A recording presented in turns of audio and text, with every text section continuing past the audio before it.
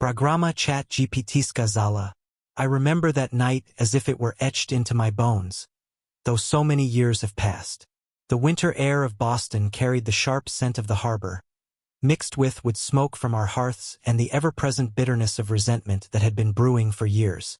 They call it the Tea Party now, as if it were a grand celebration, but to us who stood upon those docks on December 16, 1773, it was not festivity, it was defiance. It was the moment when we ceased to bow to a king across the sea and chose instead to seize our own fate.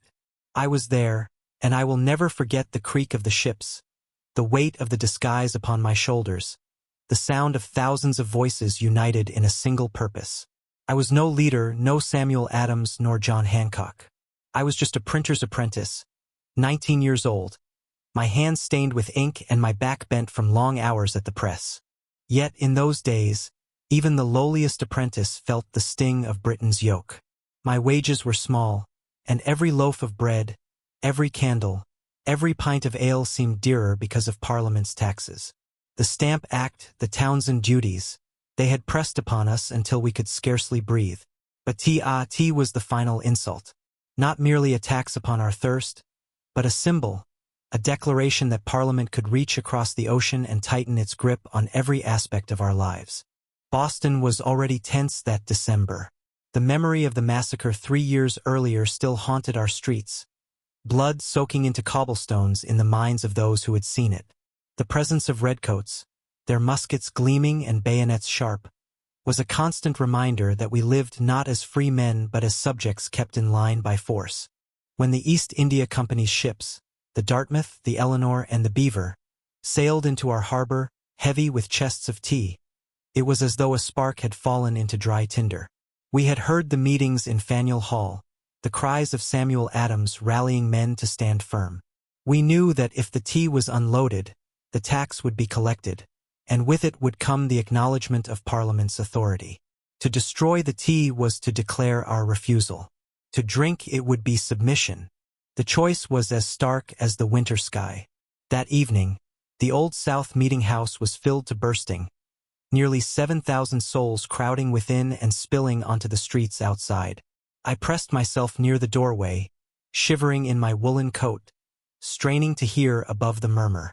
Samuel Adams rose, his voice strong despite his years. He declared that the time for talk was ended. "This meeting," he said, "can do nothing more to save the country." Those words were the signal. A roar rose from the crowd, a thunderous cheer that shook the rafters.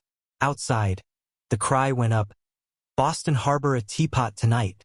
I remember the rush in my blood as men surged forward. Some had prepared disguises, rough paint smeared upon their faces, blankets thrown about their shoulders, feathers bound in their hair to mimic the Mohawk Indians. It was no true attempt at deceit. The redcoats knew well enough that these were sons of Boston.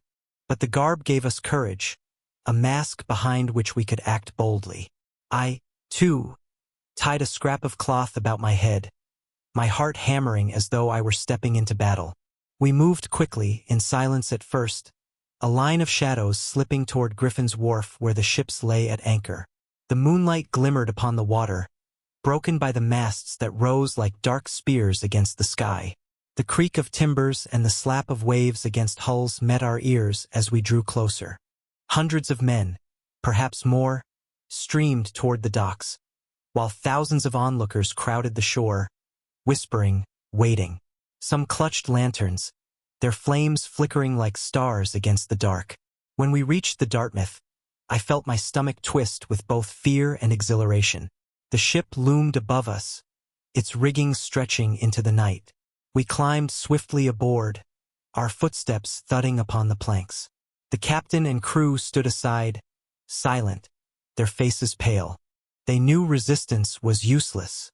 The chests were there in the hold, wooden crates bound with iron, heavy with the cargo of empire.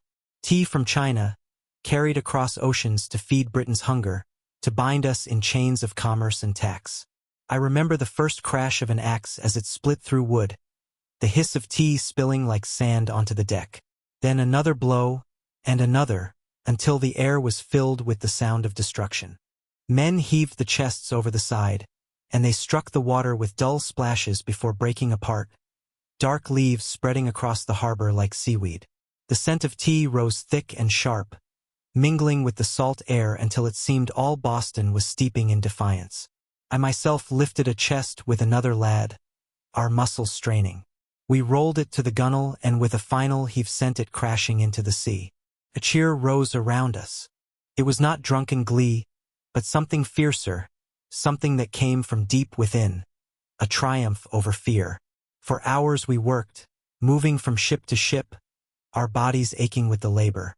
By the end, more than 340 chests had been destroyed, their contents, worth tens of thousands of pounds, lost to the tides.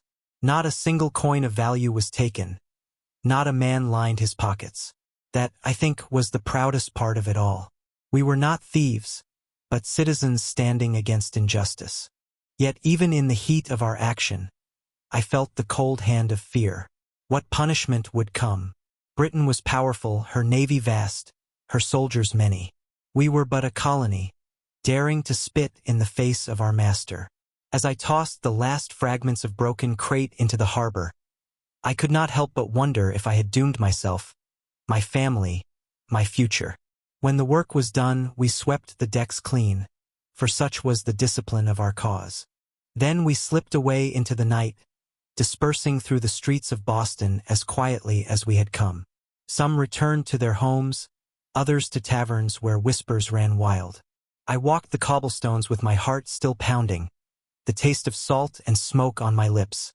Behind me, the harbor glimmered, black and silent, save for the floating wreckage of Britain's tea. The morning brought outrage. The Loyalists condemned us as lawless mobs, criminals who had destroyed private property.